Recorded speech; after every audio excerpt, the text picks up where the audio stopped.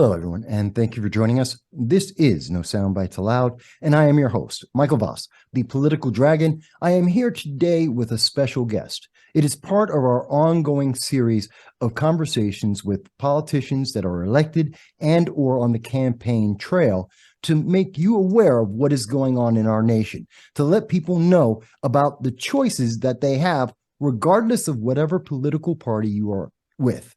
That means that we have talked with Democrats, progressives, conservatives, Republicans, and of course, as today, we're going to be speaking with a libertarian candidate for the United States presidency.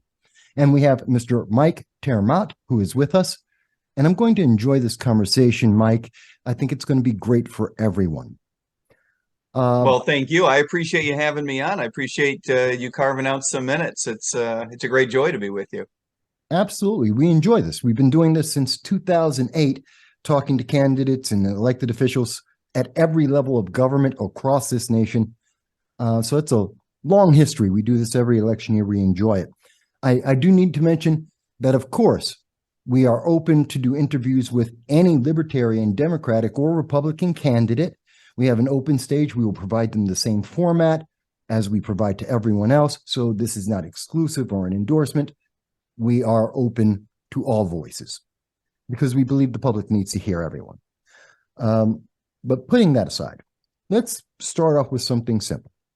Obviously, there's always the usual thing. And I know you've been a police officer, you've been an economist, you have children, you're a family man. That's the usual gist. But to further flesh it out a little bit for people who haven't heard your voice before, Yeah. who is Mike Maat? Oh boy. Outside of those characteristics, I grew up outside of Chicago. I'm a Cubs fan. I grew up in the suburbs, went to school in New York State, not so far from where you are. Went to school in lovely Troy, New York, which the Yale Insider's Guide to the Colleges characterized as, at best, the second ugliest city in the United States, probably because they were upset with New Haven at the time. I had a conservative upbringing. I was raised by a Lutheran and a Calvinist. And as a libertarian, I believe that that should remain completely unimportant. If you're worried about the faith of your president, I believe that you're worried about something that you shouldn't have to be worried about. While it informs where it is that your political representatives, I'm hesitant to call them political leaders because I don't typically view politicians as being leaders. But if your representatives are in the business of making their faith important to you, then there's a problem. And as a libertarian, I believe that that is a problem against we need to insulate ourselves. Part of the reason that I'm a libertarian is not just because I grew up as a fiscal conservative, but because I recognize that the ethics of the matter are such that we should be able to live our lives by our own standards. We should be able to pursue happiness in whatever way we define that. And in that sense, I'm very disappointed by a couple of the directions in which our government has been going lately, including the simple dignity of being able to be represented by a foreign policy that aligns with Americans' basic ethics and values, being able to raise your children by your own standards instead of having your state house, or worse, Washington, D.C., impose its ethics on your school board.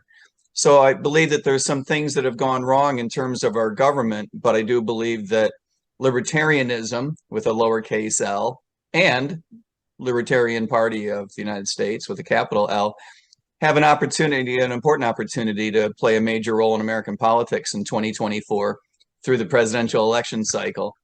And I would go so far, Michael, as to say that as libertarians, as the philosophical descendants of the people that put together our Constitution, that put together our original government, we have more than just an opportunity.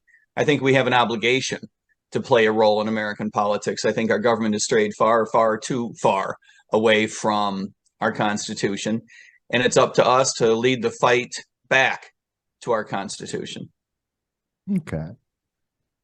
That's interesting. You said a lot of interesting parts.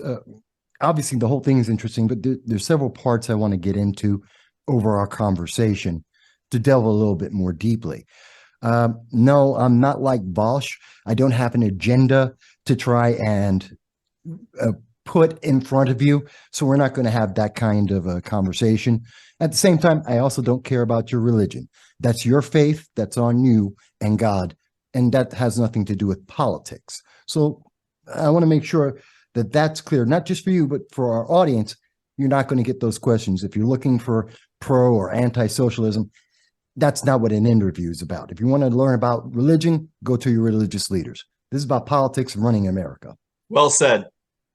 So I know that you run for Congress in 2022, and I know you've been with the Bush administration for the Office of Management and Budget. So as well as being the first Bush administration, going way back, George Herbert Walker Bush in 90, 91, 92.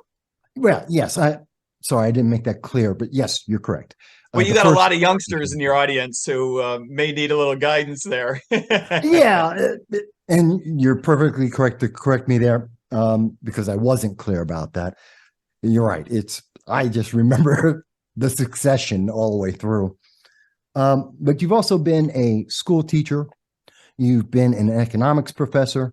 You have a degree in economics out of Polytechnica, as well as you've been in several institutions of learning.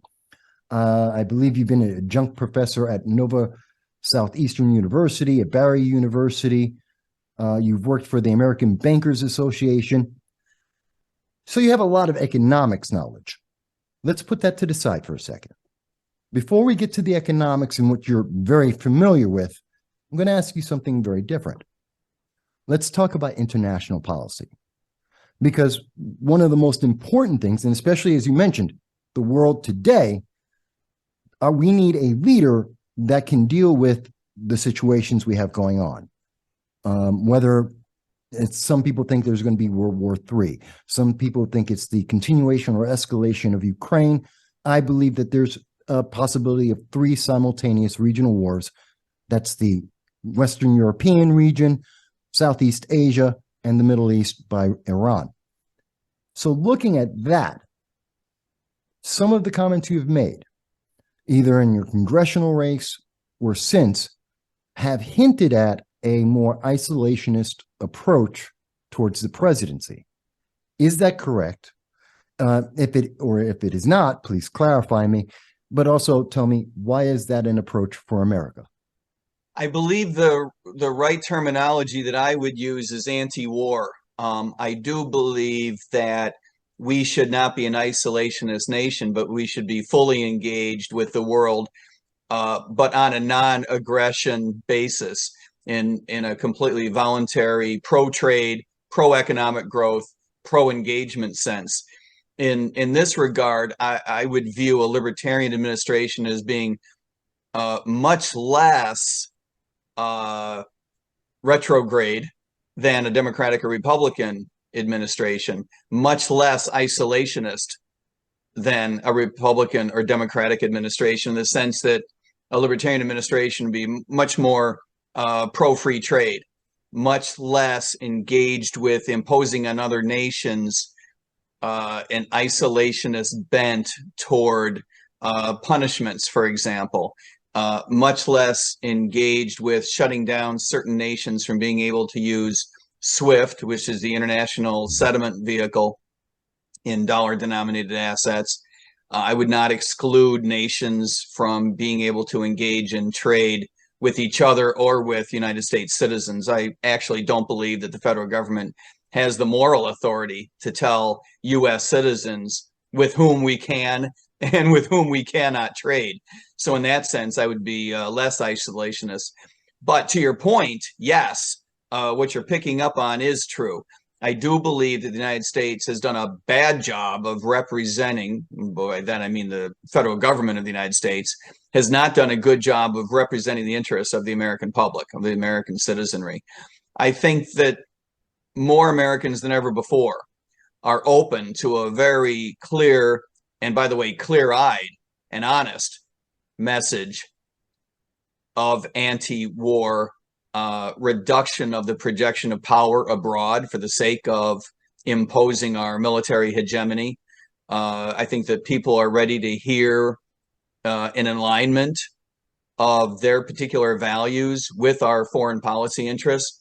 I don't think it's true any longer that most Americans would be able to point to examples in which the Defense Department has been engaged in military interventionism and say, well, notwithstanding the thousands of lives lost, notwithstanding the billions of dollars lost, it was still a good idea. Or in the example of Afghanistan and Iraq, hundreds of thousands of lives lost in terms of foreign nationals being included, and trillions of dollars being lost over the years. These are horrific examples where things have gone wrong. But it's really, I believe, not merely the horrific examples of the resources and lives lost, but the absence of examples where things have gone well. That means that the American public is open to a new message, a new way of approaching the world, a new way of engaging in the world, a new style of leadership. I think the American government, the American nation, the American people still have an important role to play, a leadership role to play in the world, leading the way toward greater engagement, pro-trade, pro-economic development, pro-democracy. But I believe that that all has to begin with an anti-war position. And we have not been engaging the world with an anti-war message for as long as I've been alive. And that's even longer than you've been alive. That's a while. And I think that the American public is ready to hear something different, both on an ethical basis in terms of moral authority and as a practical matter. You have to admit, I believe, that while our military is very good at a tactical level, we're good at moving people, we're good at moving equipment, we're good at taking ground and holding ground, we're good at opening and maintaining sea lanes, we're even good at toppling governments, if you don't mind the secrets eventually coming out. But I don't think it's true that at a strategic level, we are good at military interventionism in terms of achieving long-term strategic objectives that are truly in the interest of the American people. And for this reason, I believe that not only would we be better off, but I think the American public is ready to acknowledge that we would be better off with an anti-war position. Okay, so let me delve into that a little more deeply, because what I'm understanding is you're not taking the position of, say, a Marianne Williamson or RFK Jr., who have come out and said that they're very much isolationist, head in the sand. Marianne Williamson is a kumbaya, hug everybody with a crystal. RFK is very much isolationist. America stays away from everyone. And we have at the same time, you're not along the lines of, say, Senator Lindsey Graham, who has proposed that we need to engage in war on a constant basis to increase our troops and deployment and militarization and actively become involved with conflicts such as in Ukraine, which he has explained multiply. So I understand you're in neither of those, let's call them extremes at the moment, that we're seeing from the major political parties, but I'm not quite understanding the anti-war sentiment, because you're also at the same time saying that the Biden sanctions, his movement, which has failed against Russia in Ukraine, he's enacted and threatened many sanctions, put them in place, and we see that Russia has now improved its economy better than before the war started. So what is this? I'm trying to understand then. So I know what you're not. I'm not understanding, what are you doing, though? What does that anti-war mean? Well, it means a couple of different things. First of all, on the economic front, like I say, I believe in being fully engaged, pro-growth, pro-free trade. In that sense, we'd be different from Biden and different from Trump.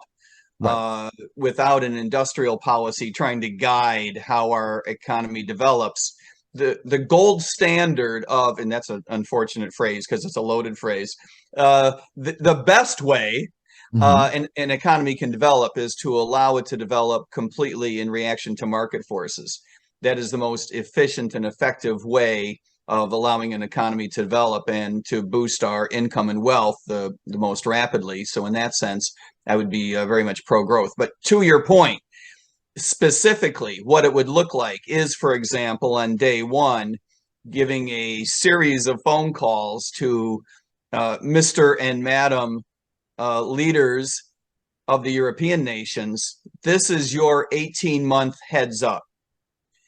I can no longer justify taking money from American citizens forcibly and using that to project power around the world for no other better reason than either to continue our dominance and our military hegemony, or to be your plan A or plan B in terms of protecting your nation. If you believe, Mr. Madam leader of Western European nation, if you believe that your population and your administration still remain fearful of the Russian army, as I am not, but you do you. I'm not calling to give you advice. Just a heads up. Mm-hmm. If you are fearful of the Russian army and of a pending invasion, then this is your wake-up call. It's time to start spending 2.5%, 3.5% of your GDP on defense, because it's not in our interest to do so to be your plan A or plan B in terms of backing up your nation. It's just not in our interest. It is in our interest for you to be safe, and I don't mind working with you. We can sell you everything that you might, have an interest in buying. I'm not shutting down the ability of Americans and American companies to sell you whatever equipment you might need. Those windows will remain open, but it will not remain open at the expense of American taxpayers.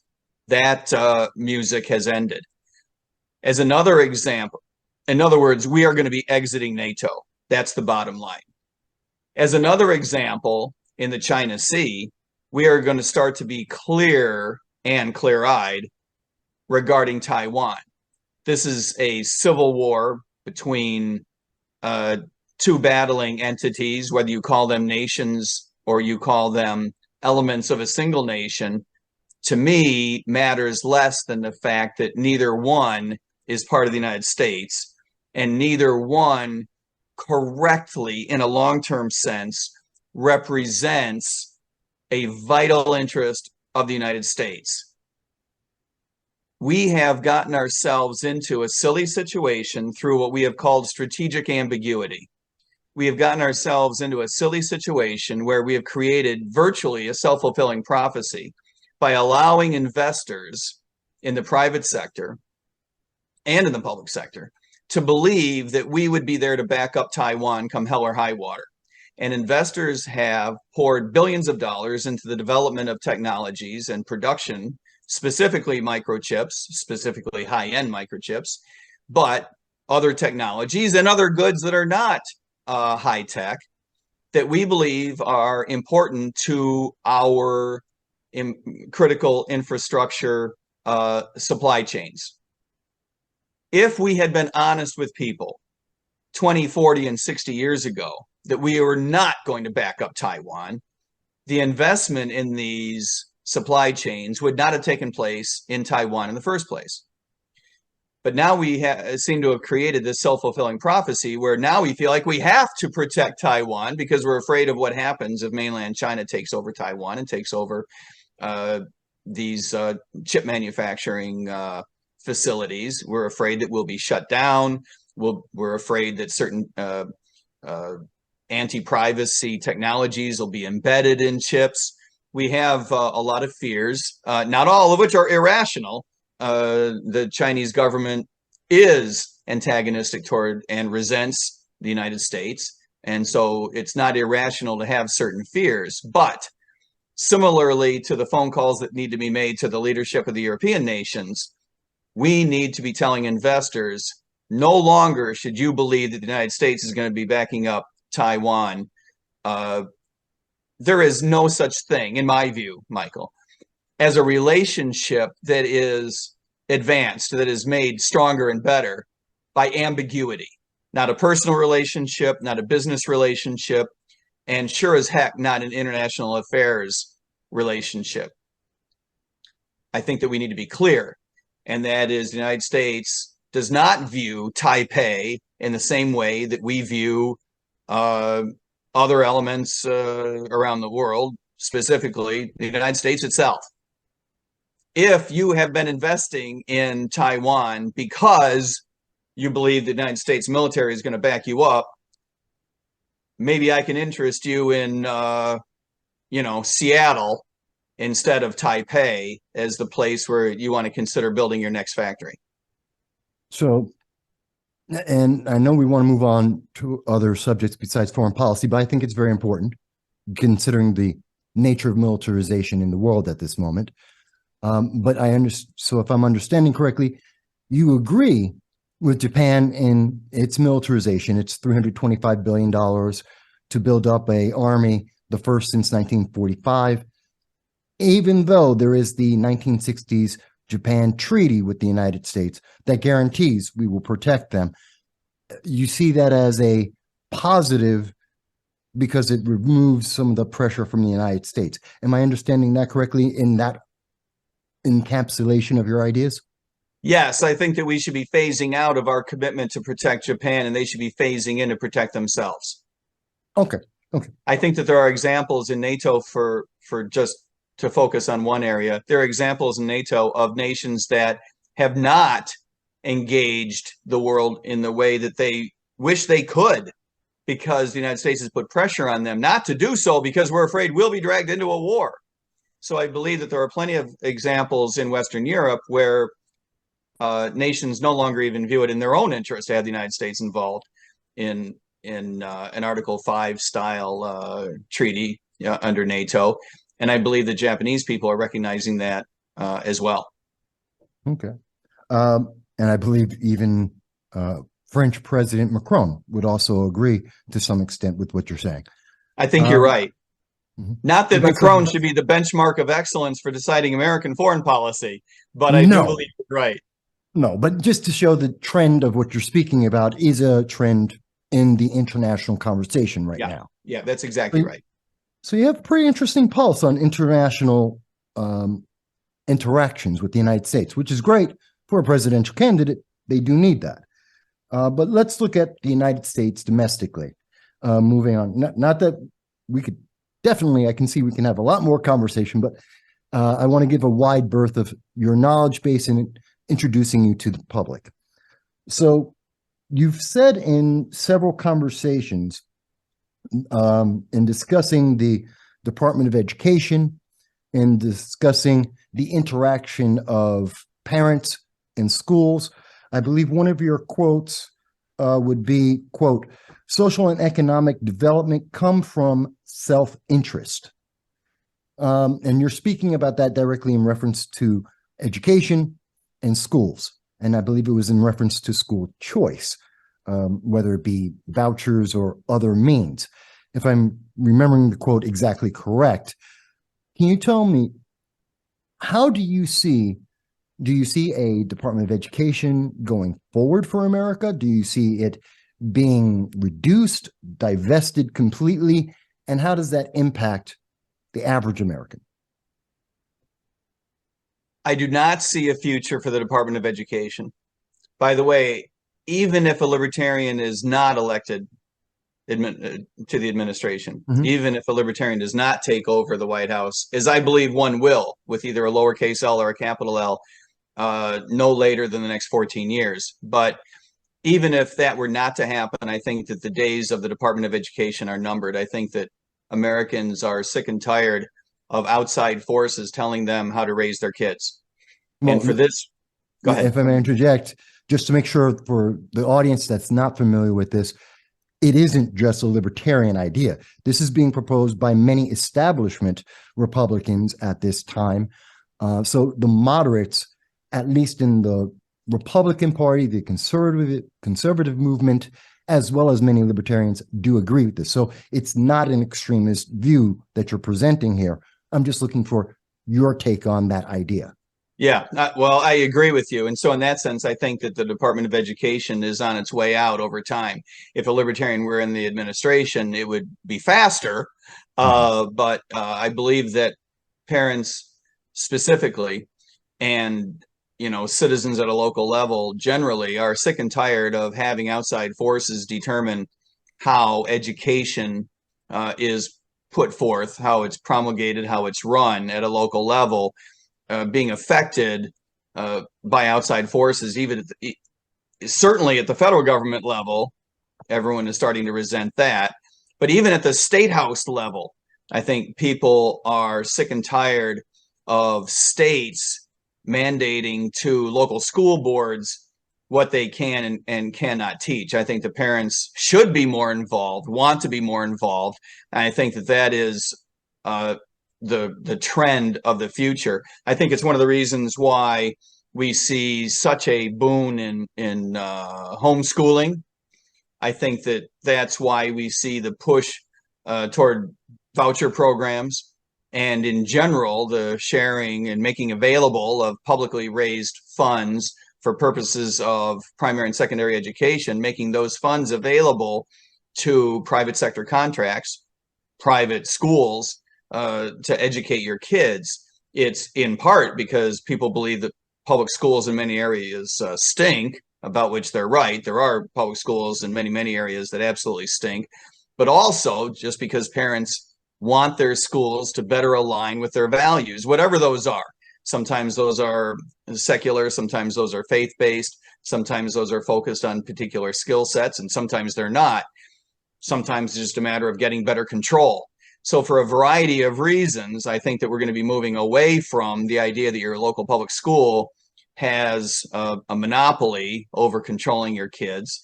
That is, I believe, in the next decade, certainly the next couple of decades, in the course over the next generation, I think that we will look back and say the days of a public school being your only choice, that was weird and probably not a good idea. I think that that'll be the common view looking back. As a libertarian, I already believe that.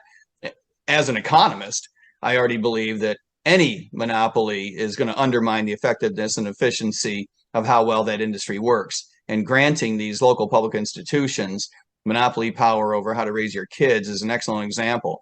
And I believe that that is the reason why public schools have underperformed not just private schools, but have underperformed, in most cases, underperformed the efficiency that we expect of any other industry in the private sector. Nobody holds up public education in primary and secondary levels as an example of an industry that's working well, right? And this is despite the fact that I think most of us recognize that teachers are hardworking, smart, committed, highly skilled individuals who are doing the best job that they well can. Most people would not lay the blame at the feet of teachers. It is true that we need to make that more competitive. The same thing with police officers. We need market forces brought to bear on deciding which teachers we want to keep, which ones we want to call out, just like police officers. We want the best to be paid more, the weakest to be paid less, the weakest of all to be fired, right? We want it to be like other industries and to perform as well as other industries and to be held accountable like other industries. And I think that that is the wave of the future in education. Okay. And I should note that you've also taught as a teacher, not just at the collegiate level, but also, if I understand, I spent a couple of years part-time yeah. as a substitute teacher and learned the hard way that it is a tremendous amount of work. Anyone out there who thinks that being a teacher in a public school is a cush job, I'm here to tell you that it absolutely is not. It was a real eye-opener for me. For me, it was a couple-year period between the time I had resolved an entrepreneurial business. A partner of mine had her own business for like 7 or 8 years, and we wrapped that up by merging it into another company. And while I was teaching at the university level before I went into the police academy, I was working part-time as a substitute teacher in Broward County, Florida. And wow, a tremendous amount of work. I have every respect for teachers generally, public school teachers and private school teachers. Okay. So you have some real world experience with that. So you're not just speaking from the theoretical or the political, but actual real world interaction. Yeah, If I've I seen schools work well and not work well. And I, raised two kids that went to public school here, private school Mhm. there, public school there, private school here, from time to time, and learned the difference. Not only the difference between a good public school and a bad public school, but a good private school and a bad private school. There is a mix, and you've got to have the competitiveness, just like you want competitiveness in any other industry. Okay. And which I find interesting. And that's why and it confirms everything that I found in my research about you in preparing for this interview. So I'm glad that this is all coming up. But let me also segue a little bit, because you did bring up the fact that you were a police officer for Broward, actually it was for Hollywood, Florida, if I remember correct, the city of Hallandale Hallandale. I worked for Beach. the city of Hallandale. I lived in Yeah. Hollywood, but I worked for the city of Okay. Hallandale. Yeah. Okay, that's where I was getting that. Yes, folks, there's a Hollywood, Florida. I know everyone thinks it's California. No, there's one in Florida too. And in that experience, and I know that you are an advocate for justice or criminal justice reform to some extent. Yes. Yep. I'm not quite understanding your position there, because and at the same time, it's a little bit curious because you've been a police officer. I know many people that I speak with disagree with the defund the police movement. They're against the bail reform because it has not shown any positive returns. But there is some aspect of it, and I'm not quite sure. And that's why I want to hear from you, that you say it works. Please clarify that for me. There's a lot of the criminal justice system that does not work well today, that does not perform up to the standards that we should all demand of our criminal justice system. And I would put this in two buckets. One is the reform of the way we manage law enforcement officers. And that is a lot like we just discussed with teachers. So let's put a pin in that and come back to it. The other one is through the legislature, the criminalization of certain activities through our laws that I believe that need to be reformed. However you feel about police officers, it is a different issue what it is that we ask of police officers to enforce. I believe that the war on drugs, for example, has been a colossal failure, both as an ethical matter. I do not believe it is true that your government has the moral authority to tell you what you can or cannot do with your body, however you feel about it. You know how I was raised, so you might imagine that my family has very strong feelings about what you should or should not do with your body. But that is a wholly unrelated matter to whether the government has the moral authority to make these decisions. Criminalization, and let me back up and go to a higher level category. Public policy has to be accepted as downstream of culture. If you try to affect culture through public policy, you're going to find it is a losing proposition. And criminalization has to be far downstream from culture. In other words, for a government to a representative government representing the ethics and values of a community, for a government to decide that something is going to be criminal, your culture, your populace, your citizenry had darn well better believe that it is an awful thing. And I believe that this needs to be reserved for aggressive crimes, for violence, for theft, right? Our culture does not support the idea that, even though many people in our culture are anti-drug, right? I may be one of them. No one else's business. But our culture does not support the criminalization of drugs. We have created a black market, and that's dangerous. Before you go further, Mike, I just want to clarify something because in the news this week, matter of fact, it was Friday, um, Vice President Kamala Harris tried to answer the question, what is culture? And her answer was to be kind would be to say she made it circular. So rather than go with that definition and to make sure everyone's on page with you, when you say our culture, what do you mean? I mean the broad collection of the ways that people behave and the values that we live our lives by throughout our society. And I got it. so it's a collection of behaviors and a Uh-huh. collection of values and how those interact with each other and how they play out and how we choose to live our lives. That is That so to me succinct. is culture. Pardon? That is so succinct, and it is literally, it's almost like looking at from an eagle at a mountain, looking down on what Kamala Harris said. There is no comparison. I advise people go check out what she actually said. So now we understand what culture is because the vice president did not provide that. Thank you for that. But please, I interrupted you and I No, apologize for thank that. But you. go on. Um, my point is that given how we behave as a society, Mhm. given where our culture is, we do not have a society that will completely give up drugs, Mhm. even if you criminalize it. And we have proven that. Sure. I'm not trying to impose my own values here.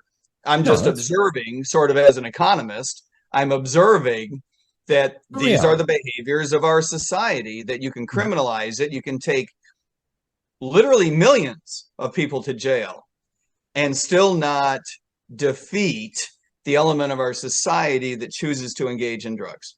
Mhm. Part of Mhm. that is just a matter of choice, and part of that is addiction. And I believe that in both those instances, whether you characterize it as a choice or recognize that addiction is a huge problem in the United States, you're not helping either one of those things by criminalizing it.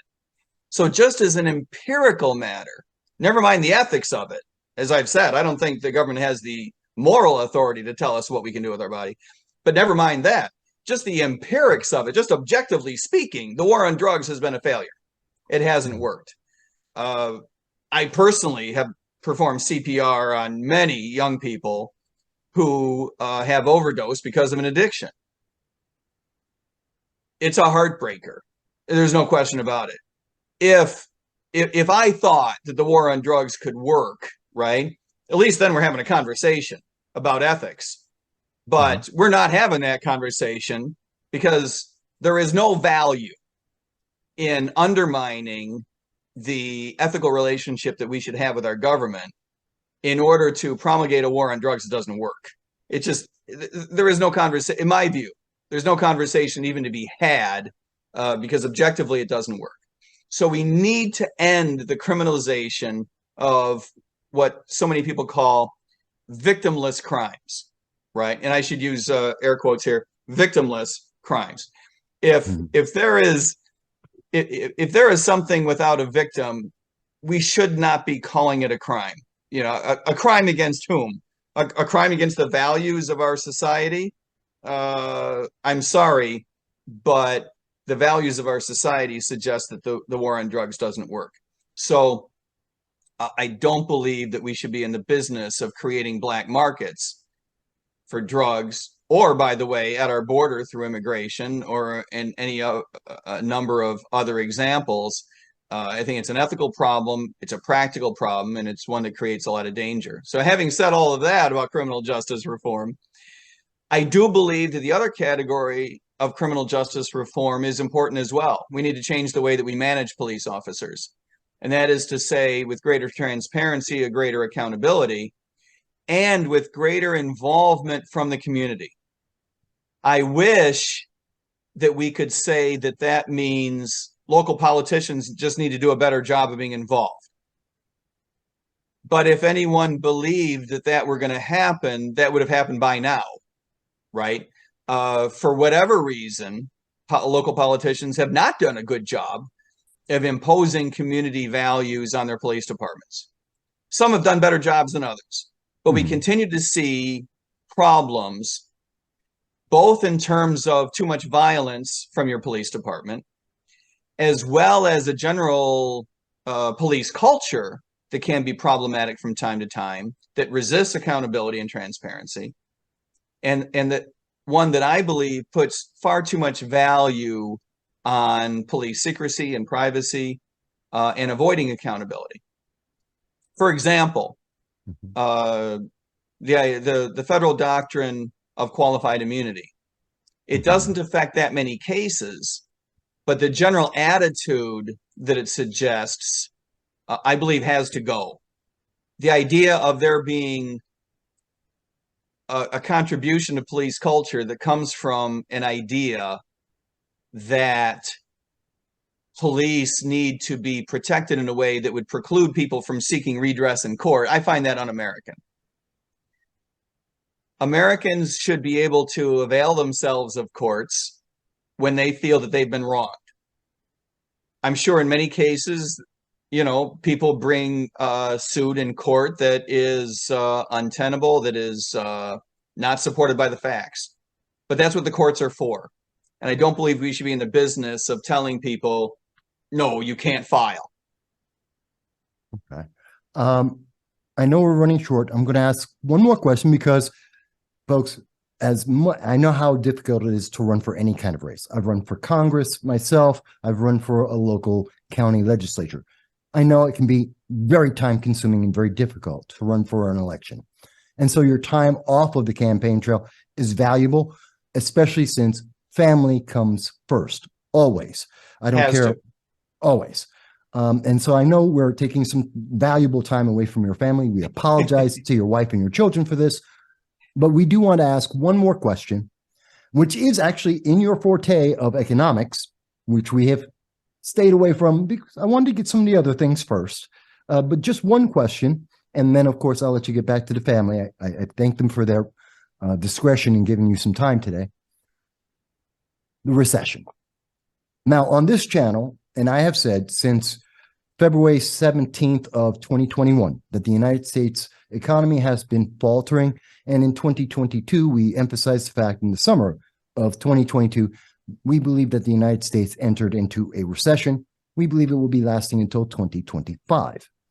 Now, with that said, you have mentioned that you believe that America will be going into a recession shortly, which matches several economic figures around the world. That is the mainstream messaging at this moment. Let me ask you first, at this moment on July 8th of 2023, is America in a recession? If not, when will we go into it? When do you think we come out of it? It's somewhat simple, but go ahead. It's a simple question, and of course the answers are never terribly simple. My guess is still more than 50-50 that we'll head into a recession next year, and that we are probably not in a technical recession at the moment. And you know, I don't want to get into a semantics thing. I mean, we typically define a recession as 2 consecutive quarters of negative real growth adjusted for inflation. We have had 2 recessions by that technical definition over the last few years since COVID. The Democratic administration has not wanted to admit that we've had 2 recessions, but we have. They changed the definition of recession. They changed the definition. And to your point, if you had a different definition of recession, you could absolutely argue that we've been in one lately, and that we will continue to be in one. As a keeping to the old school definition, I don't believe that we'll find that we're in one right now, but I do believe that one is coming, and I could be wrong about that. But at the very least, we're going to have continued periods of slow growth at best, right? And that's for a number of reasons. One is that we have messed up our labor market coming out of COVID. We have created a huge overhang in terms of debt that has to be serviced, not just in terms of paying it back, little here and a little there, but the enormous amount of interest that has to be paid to service the federal government's national debt, particularly as interest rates come up. It takes a while for bonds and bills to be reissued and therefore repriced, and for the interest rates to change on those. And so it's going to be a while until the greatest impact of interest rate increases is going to affect the federal budget, but affected it will. And that's going to take a real bite out of the amount of money that can simply be redistributed that we take away from people through taxes, and ends up having to go to bondholders, many of whom are outside the United States, and will create a real cost burden on the federal government and on the American people. So there are various reasons. The other reasons include the fact that we have really crappy industrial policy in the United States. I would argue that any industrial policy is bad policy, but the Democratic administration has imposed some really bad ideas on the United States, especially in energy policy, and the incredible amount of money that we continue to spend on defense. These are all billions, and in some cases trillions of dollars, quite literally down the drain. I shouldn't say literally down the drain, figuratively down the drain, but literally bring no value to the United States in any long-term sense. So I'm very, very worried about that. I do believe that a big contributing factor to this has been the Federal Reserve's inability to control money supply and monetary policy. I do believe, best efforts notwithstanding, tremendous talent and skills at the Federal Reserve System notwithstanding, the Federal Reserve has proven that over the last 100 years, it has proven that it is utterly incapable of living up to the mandate that we have given to it. And I say that as someone who has worked with, 100 Federal Reserve System economists over the years, have every respect for their efforts and their talents and their dedication and their patriotism. But the truth is that we need to replace the Federal Reserve System monetary policy vehicle, which is just completely discretionary, to a rules-based system, and give investors an opportunity to make decisions without trying to guess what the Fed is going to do next. And I believe that historical data has, absolutely historical data has shown, but I believe that recent data will eventually show that the Fed is unable to help avoid the boom bust cycle. And so we're going to be better off with a rules-based system. And for this reason, we need to get rid of and for other reasons, we need to get rid of the Federal Reserve System and replace it with a rules-based system. So that's something that I spend an enormous amount of time talking about, both as an economist and as a libertarian. Well, I know you do, and that's why I saved it for last. It's your above everything else, when you already displayed expertise and knowledge on a swath of important subjects, but this is the one where you truly excel. I've seen it in several of your interviews that I've heard in preparing for today. I know that people can find out more. We've just barely skimmed the top of the issues and the wealth of information and knowledge that you have. People can go to, I believe it's the goldnewdeal.org. Is that correct? It is correct. The Gold New Deal is what we call our platform. It's got its own URL and it's got its own brand.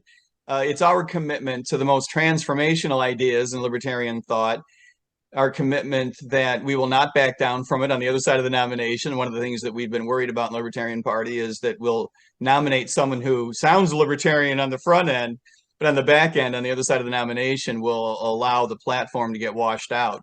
That's not what we're about. We believe that we need to cleave a hard edge against Republicans and a similarly hard edge against Democrats. And the way that we do that is to pursue a campaign that is very much principles forward. And so we have branded the Gold New Deal. We're obviously poking a little fun at the original New Deal under the Roosevelt administration, poking a little fun at the Green New Deal. We believe that we need a very, very fundamentally different relationship between us and the government. So we're calling it the Gold New Deal, gold being the color of the Libertarian Party. That's true. And I do advise people take a look at, again, it's the goldnewdeal.org. You'll see the link in the video once it's been updated to include that, so people will be able to see it. I do invite people to look you up and to see some of the videos you've done, some of the interviews you've gone from everyone from, I think you've done, besides the interview with Bosch, which I think was biased, and Bosch admits it himself, he had an agenda there. But you've also been on the Brian Nichols show, and I know you've been interviewed by the Libertarian Party of Kansas, as well as Papa Duke, as just a few examples of places that people can find out some of the other subjects we weren't able to get to today. I take this as a first time to speak with you, not the only time to speak with you about your campaign. Thank you very much. I'm glad to hear that. I look forward to talking to you again in the future. Absolutely. One final question, which is really simple. Yes, I actually have easy questions, and that is, have I been fair in this conversation? No, you've been too nice to me. You are. Many would not agree with that. Yes, absolutely. You've been fair. You've asked the tough and importantest questions. Absolutely. And you've given me a chance to express myself, and we'll pick up next time where we left off. I'm really grateful. It's been a joy to be with you. Absolutely. And I share the same sentiment. I thank again your family for giving you the time away from the campaign, away from them, to spend with me and my audience. Go ahead, get back with them, spend the time. Family comes first. But thank you once again for being here with us. Thank you. Talk to you soon. This is No Soundbites Allowed, and I am your host, Michael Voss, Dragon of the Southern Tier. I'm happy to be here with you today. Eric Holder, the Attorney General of the United States, admitted he has not read the Arizona immigration law. Let's think about that for a moment. I know it is a difficult task to stand up in front of our peers and say to Congress that Congress has failed to listen to voters. You here at CPAC said yes to President Donald Trump in 2016, and I know you're going to say yes to. She was very aware that she had the flag in her hands and that the flag was dragging on the ground. That is a intentional action. She knows what she is doing. She then drops the flag. Understand the logic, and we see this in social media on a regular basis, and it's something that Newsweek decided not to tell you about. I held the AR-15 in my hand. I wish I had it. It is as heavy as 10 boxes that you might be moving. And the bullet that is utilized, a 50 caliber, these kinds of bullets, need to be licensed and do not need to be on the street. That's right. Representative Sheila Jackson Lee, a representative in Congress who is writing laws to deny American citizens their rights, has no idea what she's talking about. And they are against the vaccine mandate. Yeah, absolutely. Now, you support that? We shouldn't have any problem in meeting that error rate, because last time I checked, there were not a lot of planes crashing into each other at airports, right? You can meet a very, very stringent accuracy rate when it's important, when it matters, like in federal elections. No one wants to point out the quote from Joe Biden where he is admitting that he is willing to lie to the American people.